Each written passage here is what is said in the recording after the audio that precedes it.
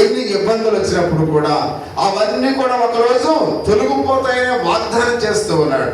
ఎందుకంటే మన ఈ యొక్క బాధలు అనేవి, కష్టాలు అనేవి తాత్కాలికమైనవి. ఎవరు కూడా ఇవి శాశ్వతంగా ఉంటాయని మనం ఎవరు కూడా భయపడవలసిన పని లేదు.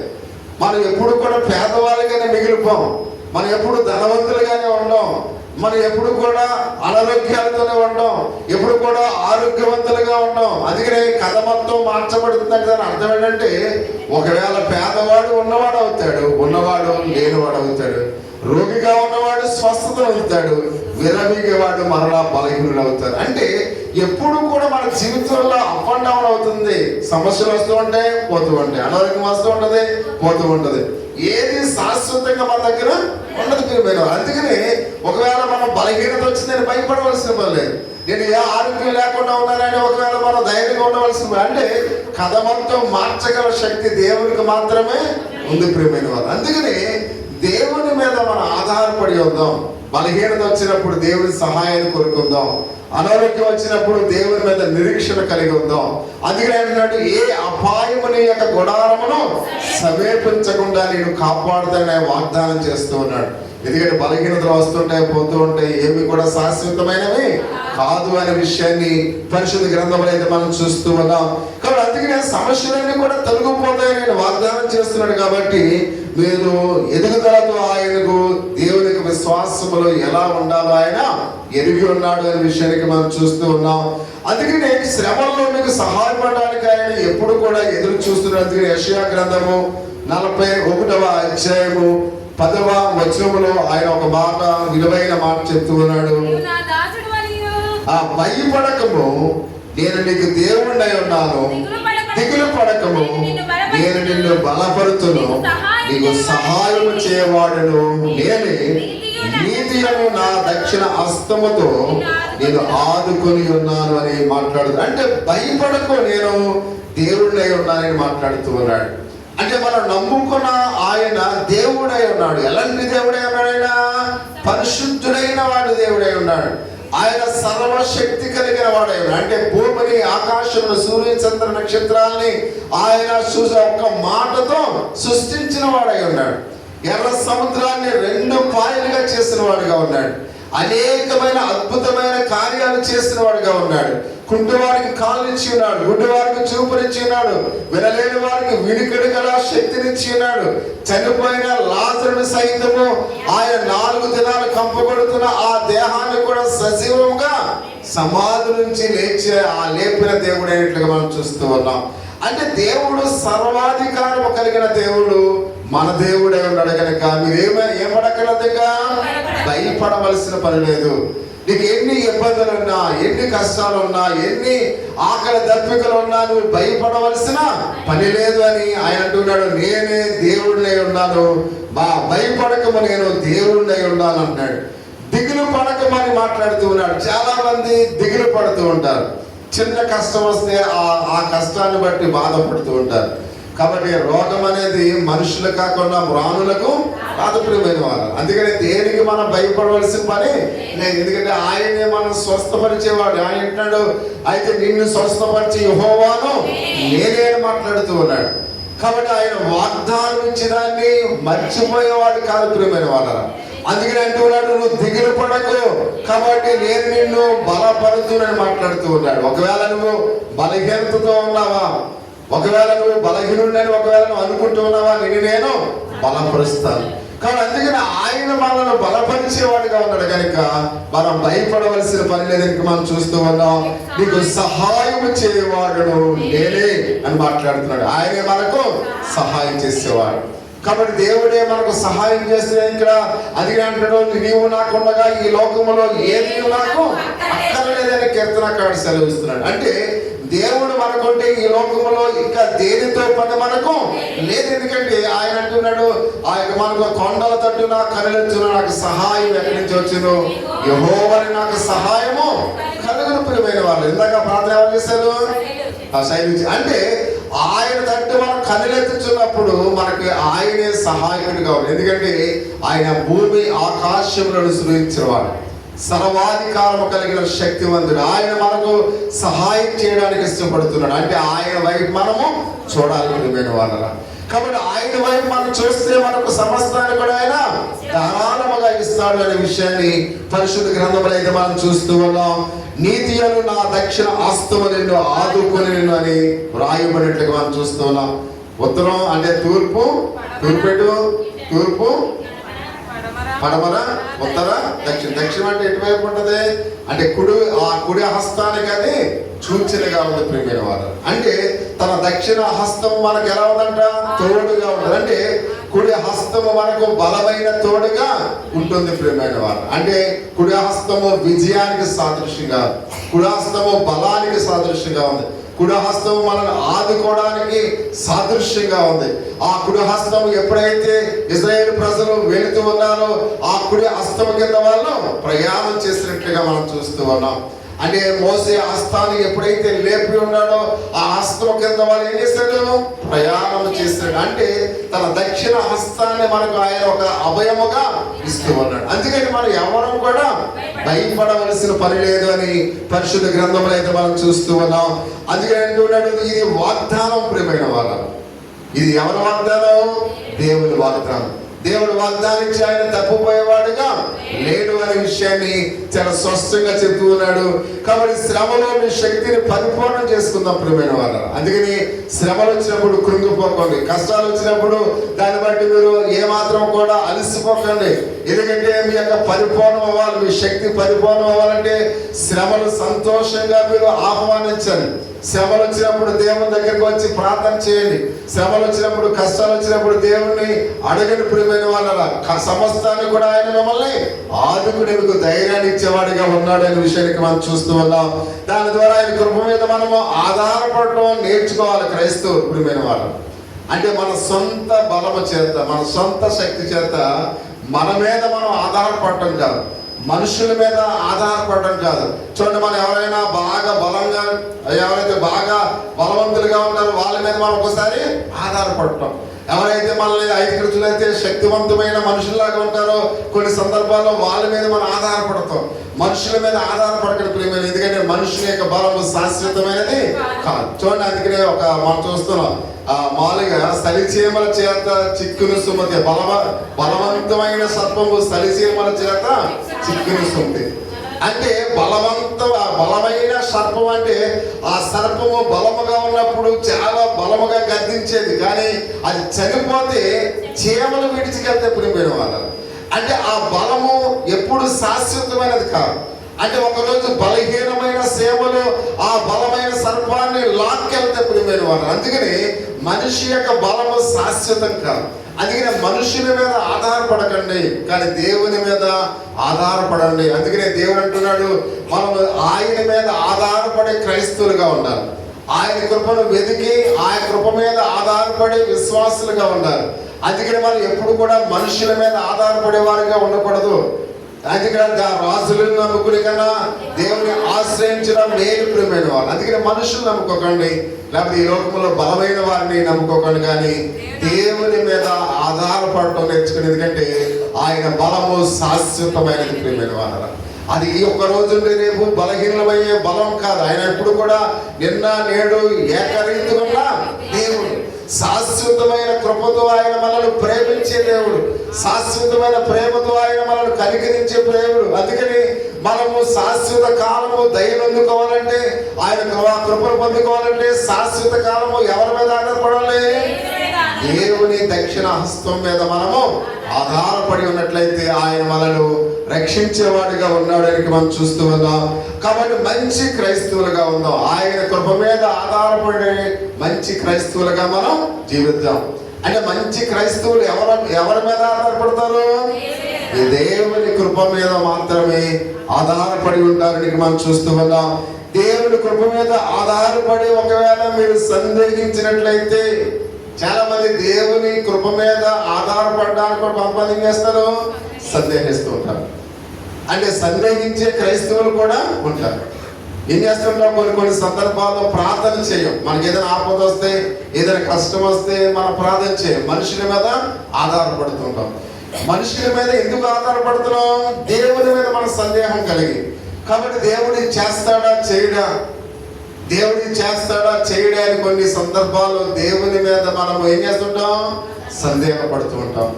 అటువంటి సందేహపడుతున్నప్పుడు చివరి యొక్క ముగింపు యొక్క మాటల ద్వారా చెప్పి మీ కొరకు చిన్న దాని గురించి చేసి నేను ముగిస్తాను ప్రసంగాన్ని. అంటే పాప స్వభావాన్ని బట్టి మనం దేవుని నుండి దూరం అయిపోయి ప్రేమైన వారు. దేవుని నుండి మనం ఎందుకు దూరం అయిపోయాము? పాప స్వభావాన్ని బట్టి. అందుకనే పాప స్వభావాన్ని బట్టి మనం దేవునికి దూరంగా కూడా మన పాపము మనల్ని ఏం చేసింది? పతనము చేసింది ప్రియమైన వారు. అంటే మన పాప స్వభావాన్ని బట్టి మనం దేవుని నుండి దూరం అయిపోయాం కనుక ఈ పాపం మనల్ని ఏం చేసిందంట? పతన వ్యవస్థలోనికి నడిపించింది. మన పతనం అయిపోవడానికి కారణం మన పాపము అనే విషయాన్ని మనం గమనించవలసిన వారిని మనం చూస్తాం. అందుకని పౌలు ఎఫెసీ పత్రికలో ఆయన అంటూ ఉంటాడు, వాళ్ళను ఆయన మృతులతో సంబోధిస్తూ ఉన్నట్లుగా మనం చూస్తున్నాం. మీ అపరాధముల చేత పాపముల చేత మీరు సచ్చిన వారై ఉన్నారు. అంటే మనము ఎలా ఉన్నామంట? మృతులైన వారమై ఉన్నాం, చచ్చిన వారమై ఉన్నాం. అంటే చచ్చిపోయిన వాడికి ఏమాత్రం కూడా బలం ఉండదు, శక్తి ఉండదు, మాట్లాడగల శక్తి లేదు, కథలు లేకుండా అలాగే పడిపోయినాడు. అంటే ఈ లోకములో ఉన్న ప్రతి మనుషుడు కూడా అపరాధముల చేత వాడు మృతుడైన వాడుగా ఉన్నాడు. మనందరం కూడా ఎలా ఉన్నాం? పాపం చేత సచ్చిన వారమై ఉన్నాం. మనలో జీవము లేదు, మనలో ఏ మాత్రము కూడా ఏది కూడా ఏ అవయవము కూడా మనకి పని చేయలేని స్థితిలో మనం ఉన్నాము అనే విషయానికి మనం చూస్తూ ఉన్నాం. కానీ దేవుడు తన కృప కొరకు మన యొక్క తన కుమారుని లోకానికి పంపించాడు ప్రియమైన వారు.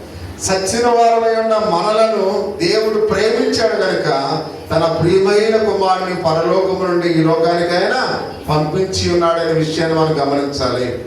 కాబట్టి పంపించడం మాత్రమే కాకుండా ఆయన అంటున్నాడు, మనల్ని ఆయన తిరిగి బ్రతికించి ఆయన విడిపించడానికి యేసుక్రీస్తు వారు ఆ కలువరలో ఆయన మరణించారు ప్రియమైన వారు. అంటే యేసుక్రీస్తు వారు ఈ లోకానికి రాకముందు మన యొక్క పరిస్థితి ఎలా ఉంది? సచ్చిన వారమై ఉన్నాం. అంటే సచ్చిన వారమై ఉన్న మనలను క్రీస్తు ప్రేమ మనను ఆయన ఎప్పుడైతే మన కోసం చనిపోయాడో ఆయన మనల్ని బ్రతికించాడు ప్రియమైన వారు.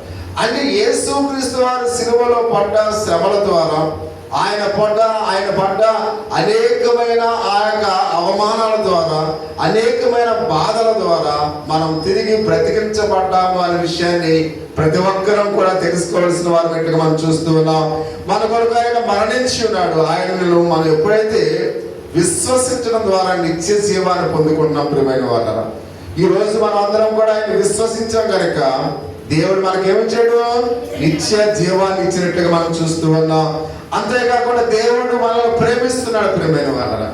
ఒకప్పుడు మనం దేవునికి విరోధంగా ఉన్నాం. యేసుక్రీస్తును మనం ఎప్పుడైతే విశ్వసిస్తున్నామో, ఆయన విశ్వసించడం ద్వారా దేవుని కుమారుడికి ఎప్పుడైతే స్వీకరింపబడుతూ ఉన్నామో, ఇప్పుడు దేవుడు మనల్ని ఏం చేస్తున్నాడు? ప్రేమిస్తూ ఉన్నాడు. అంటే ఆయన విశ్వసించకపోతే దేవుడు మనల్ని అసహించుకున్నాం. ఆయన విశ్వసించకపోతే దేవుని ఉగ్రత మన మీద ఉన్నాం.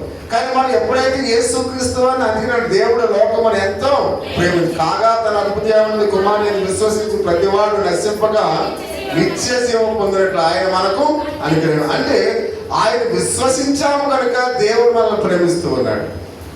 ఆయన మనం విశ్వసించాము కనుక నిత్య జీవాన్ని దేవుడు మనకు ఇస్తూ ఉన్నాడు. ఆయన ప్రేమించాం కనుక దేవుడు మనల్ని ఈ విధంగా ప్రేమిస్తున్నాడనే సత్యాన్ని మనం చూస్తూ ఉన్నాం. అంతగా దేవుడు మనం ప్రేమిస్తున్నాడు. కేవలం ఏంటంటే ఆయన కృప అంతగా మన మీద కుమ్మరించబడి ఉన్నది ప్రియమైన వారు. అంటే దేవుడు మనల్ని ఎందుకు ప్రేమిస్తున్నాడు? దేవుని కృప మన మీద కుమ్మరించబడి ఉన్నది. అందుకనే ప్రియ సహోదరి సహోదరు, అలాగే దేవుని యొక్క కృప మన శ్రమల్లో కూడా మనందరికీ ఆయన కుమ్మరిస్తూ ఉన్నాడు. అంటే దేవుని కృప మన శ్రమల్లో ఉన్నప్పుడు, మన బాధలో ఉన్నప్పుడు, మన కష్టంలో ఉన్నప్పుడు ఆ కృప మన మీద ఏం చేస్తున్నాడు? కుమ్మరిస్తూ ఉన్నాడు. అందుకని దేవుని ప్రేమ మనపై ఉంది ప్రేమ. అందుకని కష్టం వచ్చినప్పుడు కృంగిపోకండి, బాధలు వచ్చినప్పుడు కృంగిపోకండి, వ్యాధి వచ్చినప్పుడు మీరు ఏమాత్రం కూడా అలసిపోకండి. దేవుడు మీకు తోడుగా ఉన్నాడు. ఎందుకు తోడుగా ఉన్నాడు? ఆయన మనం విశ్వసిస్తున్నాం కనుక, ఆయన విశ్వసించాం కనుక, ఆయన కుమారులుగా ఉన్నాం కనుక ఇప్పుడు మనము కూడా దేవునికి కుమారులుగా ఉన్నాం. కాబట్టి అందుకని మన కష్టాల్లో మన బాధలు ఉన్నప్పుడు ఆయన విశ్వసించి నిరీక్షణ కలిగి ప్రార్థన చేస్తే మన కష్టాల్లో కూడా ఆయన మనకు తోడుగా ఉంటారని ఆయన మాట్లాడుతున్నట్టుగా మనం చూస్తూ ఉన్నాం. కాబట్టి శ్రమల్లో మనకు శక్తి చేకూర్చుకోవాలి. ప్రియమైన వారు, శ్రమల్లో మనకి ఏం కావాలి? దేవుని శక్తి కావాలి. కాబట్టి ఆ శక్తి మనకు ఎలా వస్తుంది? ప్రార్థన ద్వారా వస్తుంది. అందుకే శ్రమలు వచ్చినప్పుడు దేవుని దగ్గరికి రండి, దేవునితో ప్రార్థనతో మీరు పోరాడండి. శ్రమలు వచ్చినప్పుడు, కష్టాలు వచ్చినప్పుడు, వ్యాధి వచ్చినప్పుడు, కాబట్టి వాటి నుండి దేవుడికి దూరం అవ్వకూడదు. ఏమవ్వాలి? మనం దేవునికి దగ్గరగా ఉన్నప్పుడు దేవుడు మన కష్టాలన్నింటిని కూడా తీసివేస్తారు. ప్రియమైన వారు, అందుకే ఒక నిమిషం ప్రతి ఒక్కరిని కూడా మోకరించి అనేకమైన శ్రమల నుండి, అనేకమైన కష్టముల నుండి మనం దేవుని కృప మీద ఆధారపడటం నేర్చుకుందాం ఈ రాత్రికాల సమయంలో. ఎందుకంటే మనము చేసింది ఇక్కడ మనం చేసినట్లయితే మనం బలము పొందే క్రైస్తవులుగా ఉంటాం ఈ రాత్రి. ఎందుకంటే ఆయన కృప మన మీద ఉండడానికి ఆయన ఇష్టపడుతూ ఉన్నాడు.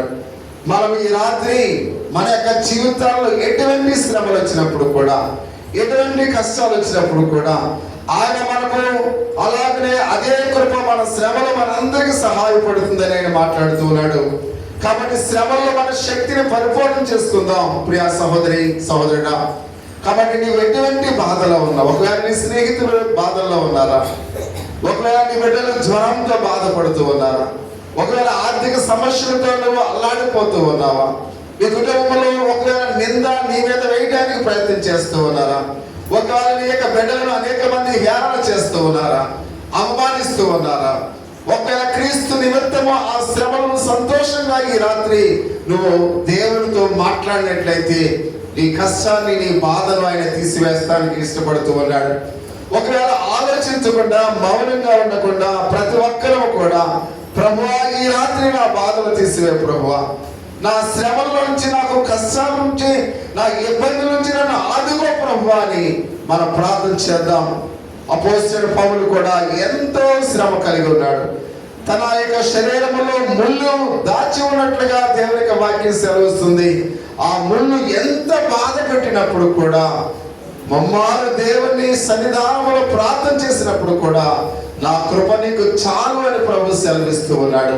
ఈ రాత్రి ప్రియా సహోదరి సహోదరుడా, ఒకవేళ కష్టంలో ఉన్నావా, అవమానంలో ఉన్నావా, వ్యాధుల్లో ఉన్నావా, ఆర్థిక పరిస్థితుల్లో నలిగిపోతూ ఉన్నావా, నీ బాధ ఏదైనప్పుడు కూడా నిన్ను ప్రేమించడానికి ఆయన పరలోకాన్ని విడిచి భూలోకానికి వచ్చి ఆయన మన స్థానంలో అనేకమైన శ్రమలు అనుభవించాడు.